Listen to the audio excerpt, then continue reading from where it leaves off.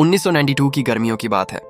कुछ बहुत ही अजीब हुआ। एक रात रेबेका नाम की एक छोटी लड़की अचानक बाहर से आती एक अजीब आवाज सुनकर जाग जाती है। यह आवाज उसके घर के पीछे बने स्विमिंग पूल से आ रही थी। उत्सुक होकर वह खिड़की के पास जाती है और बाहर देखती है और वहां उसे पानी पर तैरती हुई एक छोटी सी खिलौना नाव दिखाई देती है। रेबेका तेजी से दौड़कर अपने भाई टॉमी के कमरे में जाती है। वह उसे बताती है कि उसे वह खिलौना नाव मिल गई है जो उसने पूल में खो दी थी। लेकिन टॉमी बीमार है और इतना कमजोर है कि वह जवाब भी नहीं दे पाता। उसे कोई परवाह नहीं है, इसलिए रेबेका खुद ही उस खिलौने को लाने का फैसला करती है। वह चुपचाप बाहर जाती है और पूल तक पहुंच जाती है। पानी गहरा और शांत दिख रहा है। एक जाल का इस्तेमाल करके वह खिलौने को बाहर निकालने की कोशिश करती है, लेकिन वह धीरे धीरे पानी में और नीचे डूबता जाता है। अब वह आगे झुकती है, उसे अपने हाथ से पकड़ने की कोशिश करती है, लेकिन अचानक पानी के अंदर से कोई चीज उसे पकड़ लेती है। एक अनदेखी ताकत उसे खींचकर पूल के अंदर नीचे ले जाने लगती है। रेबेका घबरा जाती है और बचने की पूरी कोशिश करती हुई संघर्ष करती है। कुछ ही सेकंड बाद वह किसी तरह खुद को छुड़ाने में कामयाब हो जाती है और तेजी से तैरकर ऊपर आ जाती है। जैसे ही वह पानी की सतह पर पहुंचती है, उसे अपनी माँ की आवाज सुनाई देती है जो पीछे से उसे पूल से बाहर निकलने के लिए बुला रही होती है। राहत महसूस करते हुए रेबेका ऊपर देखती है, लेकिन वहां कोई नहीं होता। उसकी माँ जा चुकी होती है। अब हैरान और डरी हुई वह पूल से बाहर निकलने की कोशिश करती है, लेकिन तभी उसे वह खिलौना नाव फिर से पास में तैरती हुई दिखाई देती है। एक पल के लिए वह हिचकिचाती है, फिर वह उसे पकड़ने का फैसला करती है। जिस पल वह फिर से उसे पकड़ने के लिए हाथ बढ़ाती है, वही अनदेखी ताकत उसे एक बार फिर नीचे खींच लेती है। इस बार वह पूरी तरह से गायब हो जाती है। उसके बाद उसे कोई कभी नहीं देख पाता। सालों बाद वॉलर नाम का एक नया परिवार एक नए घर की तलाश में होता है। इस परिवार में रे, उसकी पत्नी ईव और उनके 2 बच्चे इजी और इलियट शामिल हैं। रे एक पेशेवर बेसबॉल खिलाड़ी हुआ करता था,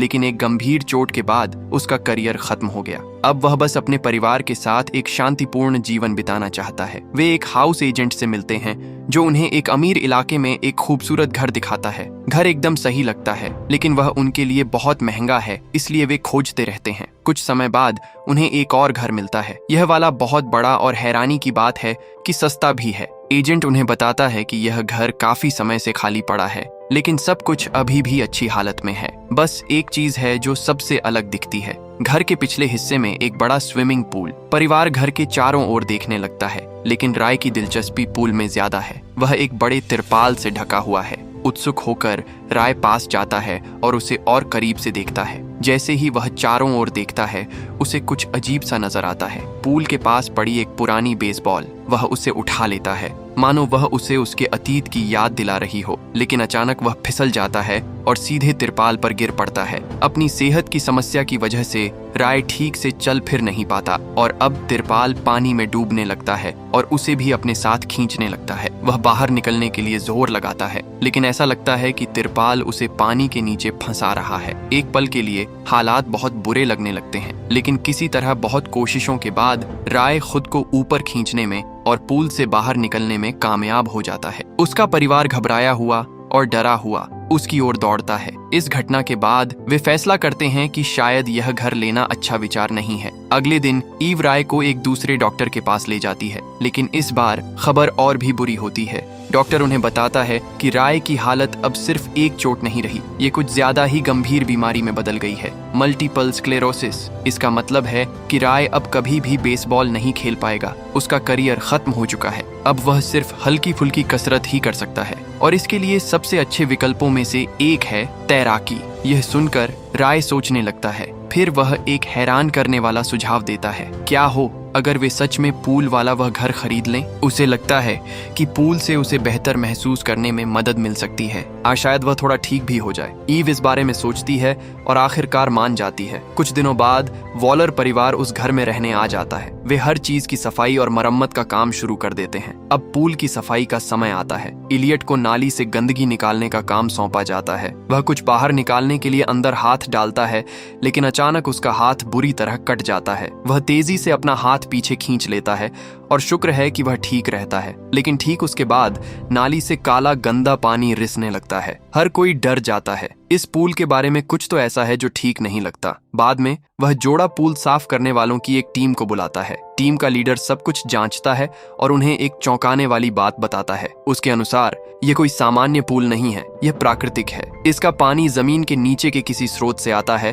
और यह खुद को साफ रखता है। इस तरह का पूल बहुत ही दुर्लभ होता है। उसके बाद टीम पूरे पूल की सफाई करती है। अब यह ताजे पानी से भर जाता है और इस्तेमाल के लिए तैयार हो जाता है। आखिरकार परिवार आराम करने का फैसला करता है। वे सभी पूल में उतर जाते हैं और मजे करने लगते हैं। काफी समय बाद पहली बार सब कुछ सामान्य सा लगता है और तभी कुछ अजीब होता है। राय को पानी में काफी बेहतर महसूस होने लगता है। उसका शरीर हल्का और ज्यादा लचीला महसूस होता है, लगभग वैसा ही जैसा पहले हुआ करता था। इससे उसे उम्मीद मिलती है, लेकिन फिर भी वह अपनी पुरानी बेसबॉल वाली जिंदगी को भुला नहीं पाता। उसी शाम राय गैराज में जाता है और अपनी पुरानी ट्रॉफियों को देखता है और तस्वीरें, उसके अतीत की यादें अब भी उसे सताती हैं। उसी समय ईव घर के अंदर उनके खर्चों की जांच कर रही होती है, लेकिन थोड़ी देर बाद वह आराम करने का फैसला करती है और वापस पूल के पास चली जाती है। वह शांत पानी में चुपचाप तैरना शुरू कर देती है। अचानक उसे कुछ दिखाई देता है। इलियट की बिल्ली थोड़ी दूर बैठी है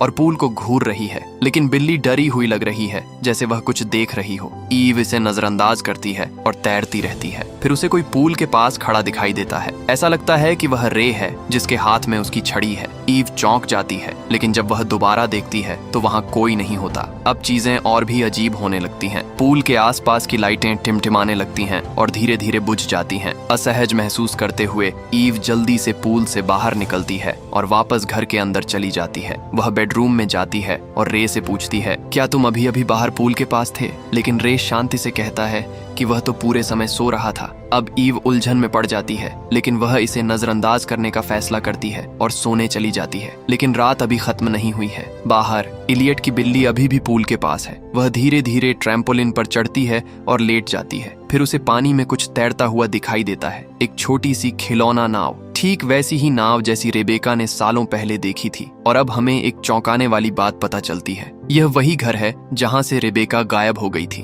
अगली सुबह कुछ भयानक हुआ। बिल्ली गायब थी। परिवार को पूल में बस उसका कॉलर तैरता हुआ मिलता है। इलियट का दिल टूट जाता है। रे कॉलर उठाता है और पानी की जांच करता है, लेकिन तभी उसे कुछ अजीब दिखाई देता है। उसके हाथ पर लगा घाव पूरी तरह से गायब हो चुका है। वह रात भर में ठीक हो गया है। रे हैरान रह जाता है। इस बीच इलियट अपने पालतू जानवर को खोकर दुखी है, इसलिए रे सुरक्षित रहने के लिए पूल को फिर से तिरपाल से ढकने का फैसला करता है। लेकिन यह ज्यादा देर तक नहीं चलता। देर रात रे चुपके से वापस पूल के पास जाता है। वह फिर से तैरना शुरू करता है और एक बार फिर उसे बहुत अच्छा महसूस होता है। उसका शरीर पहले से भी ज्यादा बेहतर महसूस कर रहा होता है। जल्द ही डॉक्टर के पास एक और विजिट के दौरान उन्हें एक चौंकाने वाली खबर मिलती है। डॉक्टर का कहना है कि राय की हालत में सुधार हो रहा है, और वह भी थोड़ा बहुत नहीं बल्कि काफी ज्यादा। उसका ठीक होना एक बहुत ही अनोखे तरीके से हो रहा है। राय और ईव बहुत खुश हैं। पहली बार उन्हें उम्मीद की किरण नजर आती है। शायद राय एक दिन फिर से खेलों की दुनिया में लौट पाए। बाद में घर पर इलियट अपने पिता से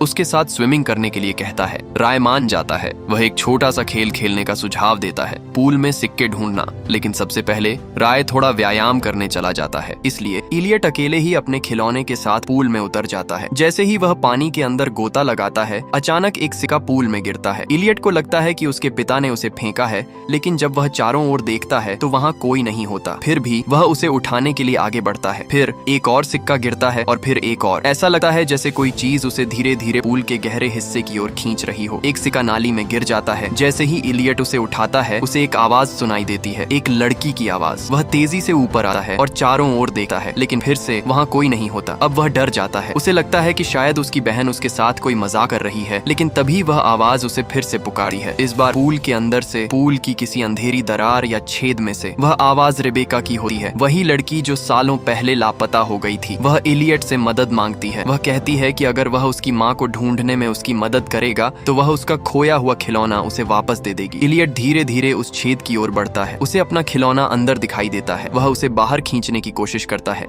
लेकिन अचानक एक सड़ा गला, टूटा हुआ हाथ उसे पकड़ लेता है। इलियट डर के मारे चीख पड़ता है। वह तेजी से पीछे हटा है और तैरकर ऊपर आता है और किसी तरह वहाँ से बच निकलता है। वह दौड़कर अपनी माँ के पास जाता है और उसे सारी बात बताता है। ईव तुरंत पूल की जांच करने के लिए दौड़ती है, लेकिन जब वह देखती है तो वहाँ कुछ भी नहीं होता। बस इलियट का खिलौना पानी पर तैर रहा होता है। बाद में ईव इस बारे में राय से बात करती है, लेकिन राय को उसकी बात पर यकीन नहीं होता। उसे लगता है कि इलियट ने यह सब बस अपनी कल्पना में ही घड़ा है। वह तो यहाँ तक कह देता है कि इलियट को और दोस्तों की जरूरत है, इसलिए वह एक पूल पार्टी रखने का फैसला करता है और स्कूल के बच्चों को उसमें बुलाता है। ईव मान जाती है, लेकिन मन ही मन वह जानती है कि कुछ तो गड़बड़ है। अगले दिन राय इलियट के स्कूल जाता है। वह बेसबॉल टीम की मदद करता है और उन्हें कुछ टिप्स सिखाता है। ईव और इजी एक तरफ बैठकर उन्हें देखते रहते हैं। जब इलियट की बारी आती है तो वह पहली ही कोशिश में गेंद को एकदम सही मारता है। राय और ईव को गर्व महसूस होता है। फिर कोच में से एक मुस्कुराता है और राय को भी अपने हुनर दिखाने के लिए बुलाता है। पहले तो राय हिचकिचाता है, लेकिन फिर मान जाता है। पहली गेंद आती है, राय बल्ला घुमाता है लेकिन चूक जाता है। दूसरी गेंद पर वह फिर कोशिश करता है, लेकिन इस बार वह जमीन पर गिर जाता है। उसका शरीर अभी भी कमजोर है। हर कोई परेशान होने लगता है, लेकिन राय हार नहीं मानता। तीसरी गेंद पर कुछ बदल जाता है। यह ठीक वैसा ही एहसास होता है जैसा उसे पूल में मिलता था। उसका शरीर अचानक फिर से मजबूत महसूस करने लगता है और इस बार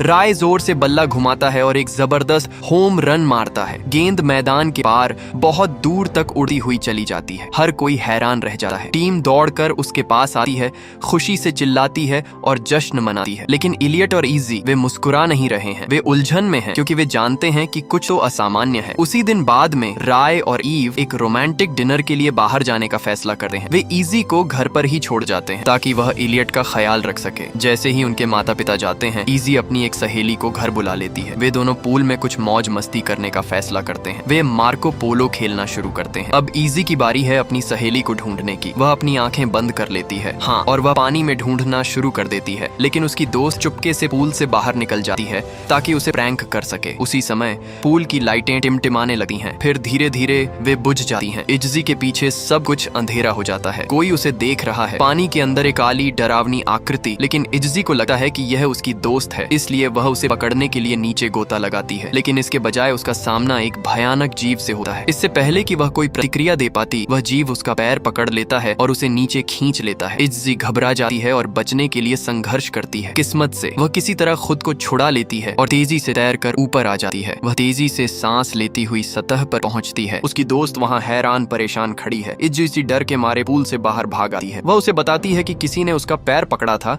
लेकिन उसकी दोस्त कहती है कि उसने पानी में किसी और को नहीं देखा। ठीक उसी समय उनके माता पिता घर लौट आते हैं। इजी की दोस्त पकड़े जाने से पहले ही तेजी से वहां से निकल जाती है, लेकिन उसके बाद भी इजी को पक्का यकीन है। वह जानती है कि उसने कुछ असली, कुछ खतरनाक देखा था। अगली सुबह इलियट इजी के कमरे में जाता है। वह उसे बताता है कि उसने देखा था कि पिछली रात वह डरी हुई थी। उसे भी यकीन है कि उसने पूल में कुछ देखा था, लेकिन इजी इस बारे में बात नहीं करना चाहती। वह अपने माता पिता को डराना नहीं चाहती, इसलिए वह इलियट से वादा लेती है कि वह इसे एक राज रखेगा। बाद में परिवार एक पूल पार्टी रखने का फैसला करता है। बहुत से लोग आते हैं और हर कोई मजे करने लगता है, लेकिन इलियट के दिमाग में कुछ और ही चल रहा है। वह चुपके से बेडरूम की खिड़की के पास एक कैमरा लगा देता है। वह पूल के पास होने वाली किसी भी अजीब घटना को रिकॉर्ड करना चाहता है। इस बीच रे इलियट को ढूंढ रहा है। वह उसके साथ तैरना चाहता है, लेकिन इसके बजाय उसकी मुलाकात बेसबॉल टीम के ताई नाम के एक लड़के से होती है। ताई रे से उस गेंद पर ऑटोग्राफ मांगता है जिसे उसने थोड़ी देर पहले हिट किया था। रे गेंद को हाथ में लेता है और उसे ध्यान से देखता है और उसे कुछ चौंकाने वाली बात नजर आती है। गेंद का चमड़ा सिर्फ उसकी एक हिट से थोड़ा सा फट गया है। ऐसा होना मुमकिन नहीं होना चाहिए, लेकिन रे अभी के लिए इसे नजरअंदाज कर देता है। फिर वह पूल में एक मजेदार खेल होते हुए देखता है। दो बच्चे अपने माता पिता के कंधों पर बैठे हैं और एक दूसरे को धक्का देने की कोशिश कर रहे हैं। रे मुस्कुराता है और खेल में शामिल हो जाता है। वह ताई को खेल खेलने के लिए अपने कंधों पर उठा लेता है। उसी समय ईव घर के अंदर खाना बना रही होती है। वह घर के एजेंट से बात करना शुरू करती है। ईव बताती है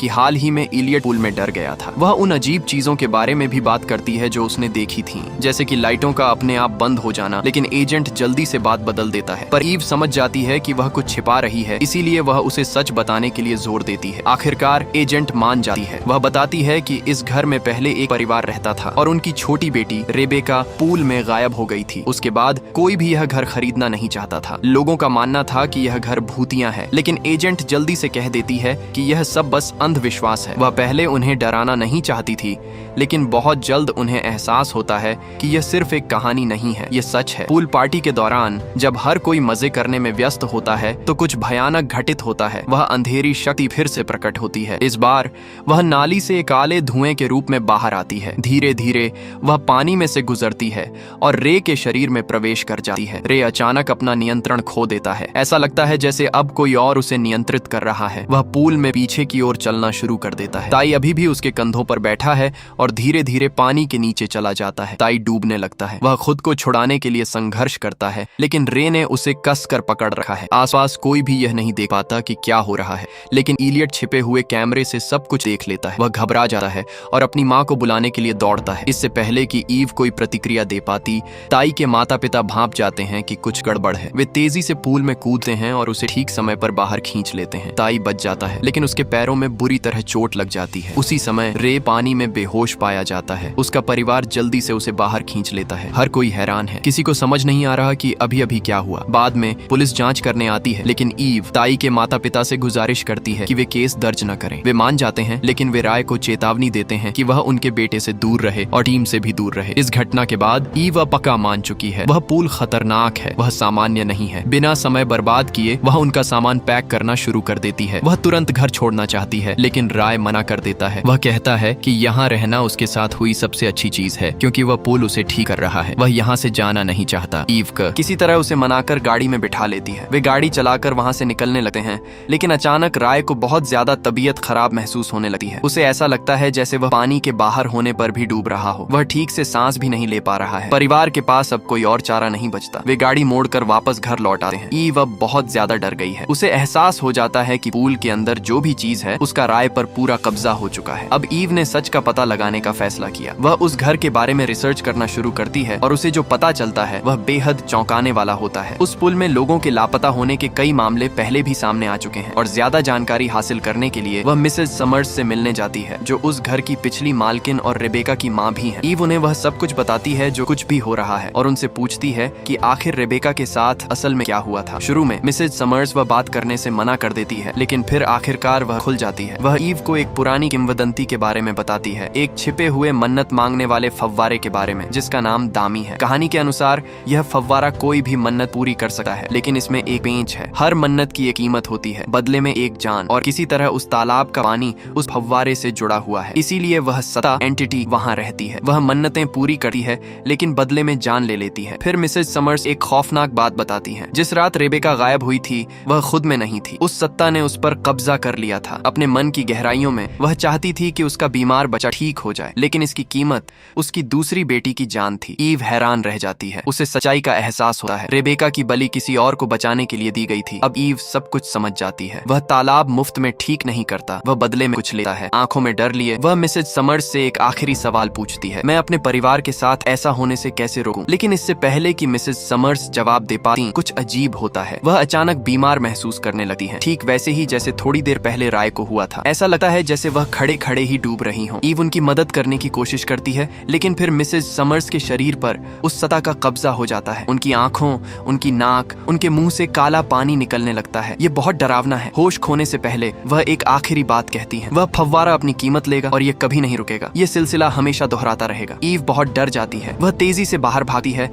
और सीधे घर पहुंचती है। रास्ते में वह राय को बार बार कॉल करने की कोशिश करती है, लेकिन वह फोन नहीं उठाता। ठीक उसी पल राय शॉवर ले रहा होता है और एक बार फिर वह काली सत्ता उस पर कब्जा कर लेती है। कुछ मिनट बाद इजी और इलियट स्कूल से घर लौटे हैं। वे अपने माता पिता को आवाज लगाते हैं, लेकिन कोई जवाब नहीं देता। इजी गैराज में जाकर देखती है। इसी बीच इलियट किचन में जाता है और अपने लिए एक गिलास पानी भरता है, लेकिन पीने से ठीक पहले उसे कुछ सुनाई देता है, एक जानी पहचानी आवाज। ये उसकी लापता बिल्ली की आवाज है। इलियट धीरे धीरे उस आवाज का पीछा करता है। वह आवाज उसे पूल तक ले जाती है। जैसे ही वह वहाँ से निकलता है, काउंटर पर रखा गिलास अचानक अपने आप हिलता है और जमीन पर गिर जाता है। साफ जाहिर है कि कुछ तो गड़बड़ है। इलियट पुल तक पहुँचता है। उसे पानी में तैरते एक फ्लोट पर एक परछाई दिखाई देती है। वह उसकी बिल्ली जैसी लगती है। वहाँ तक पहुँचने के लिए वह ट्रैम्पोलिन पर चढ़ जाता है। ठीक उसी समय पूल की लाइटें फिर से टिमटिमाने लगती हैं। पूल को ढकने वाला टार कवर अपने आप खिसकने लगता है। इलियट आखिरकार फ्लोट तक पहुँच जाता है, लेकिन अपनी बिल्ली के बजाय उसे वह काली साया दिखाई देता है। इससे पहले कि वह कोई प्रतिक्रिया दे पाता, वह साया उसे दबोच लेता है और पानी के अंदर खींच लेता है। घर के अंदर इजी को इलियट के चीखने की आवाज सुनाई देती है। वह भागकर बाहर आती है,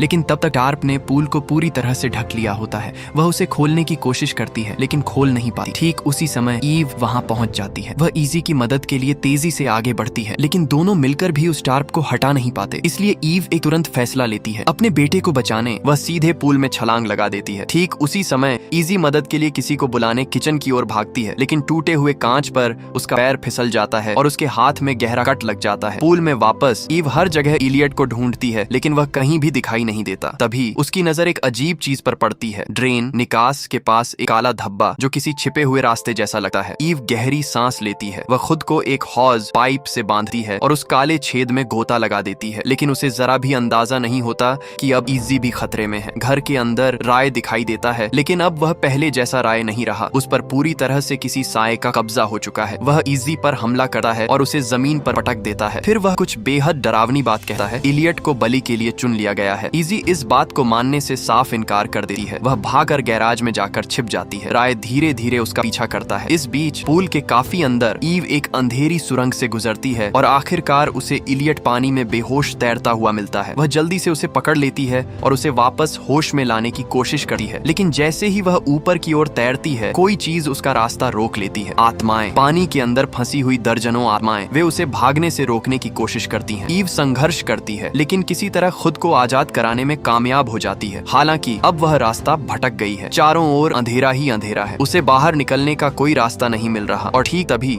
जब सब कुछ निराशाजनक लगने लगता है, उसके सामने एक आकृति प्रकट होती है। यह रेबेका है, उसकी अपनी आत्मा। वह चुपचाप ईव को बाहर निकलने का रास्ता दिखाती है। उसकी मदद से ईव आखिरकार पानी की सतह पर वापस पहुंचने का रास्ता ढूंढ लेती है। ईव इलियट को लेकर पानी से बाहर आती है, लेकिन एक समस्या है। इलियट सांस नहीं ले रहा है। ईव घबरा जाती है। वह तुरंत उसे होश में लाने की कोशिश शुरू कर देती है। वह बार बार उसके सीने पर दबाव डालती रहती है, इस उम्मीद में कि वह वापस होश में आ जाएगा। लेकिन अचानक राय पीछे से प्रकट होता है। वह अभी भी किसी बुरी शक्ति के वश में है। वह ईव पर हमला करता है और कहता है, तुम इस बलिदान को नहीं रोक सकती। ऐसा लगता है कि अब इस परिवार का अंत नजदीक है। लेकिन ठीक उसी पल इजी एक बेसबॉल बैट लिए वहां पहुंच जाती है। बिना कुछ सोचे समझे वह राय पर एक के बाद एक कई वार करती है। आखिरकार राय जमीन पर गिर पड़ता है। कुछ पलों के लिए वह खुद पर दोबारा नियंत्रण पा लेता है। वह वापस अपनी असली हालत में आ गया है। परिवार तुरंत वहां से भाग निकलने का फैसला करता है। वे घर से बाहर निकलने की कोशिश करते हैं, लेकिन जैसे ही वे पूल से दूर जाते हैं, इलियट के साथ कुछ अजीब घटना घटती है। वह बुरी शक्ति, अंधेरी ताकत एक बार फिर उस पर हमला करना शुरू कर देती है। वह उसे वापस अपनी ओर खींच रही है। राय को अब सच्चाई समझ में आ जाती है। अगर बलिदान नहीं दिया गया तो इलियट मर जाएगा। आंखों में आंसू लिए राय अपने परिवार की ओर देखता है और माफी मांगता है। इजी उसे रोकने की कोशिश करती है, लेकिन राय अपना फैसला कर चुका है। वह धीरे धीरे पूल की ओर बढ़ता है। हिम्मत का एक आखिरी काम करते हुए राय पानी में कूद जाता है। गहरे साए ऊपर उठते हैं और उसे अंदर खींच लेते हैं और बस यूं ही सब खत्म हो जाता है। वह श्राप उसे अपने साथ ले जाता है, लेकिन उसका परिवार अब सुरक्षित है। बाद में ईव, इलियट और इजी चुपचाप पूल के पास खड़े होते हैं। वे बच तो गए हैं, लेकिन इसकी बहुत बड़ी कीमत चुकानी पड़ी है। ईव सुझाव देती है कि उन्हें घर बेच देना चाहिए और आगे बढ़ जाना चाहिए, कहीं और जाकर एक नई जिंदगी शुरू करनी चाहिए। लेकिन बच्चे कुछ अलग ही कहते हैं। उनका मानना है कि अपने पिता को श्रद्धांजलि देने का सबसे अच्छा तरीका यह सुनिश्चित करना है कि किसी और को इस तरह की तकलीफ न उठानी पड़े। ईव मान जाती है और आखिरकार वे उस पूल को नष्ट कर देते हैं। वे सारा पानी निकाल देते हैं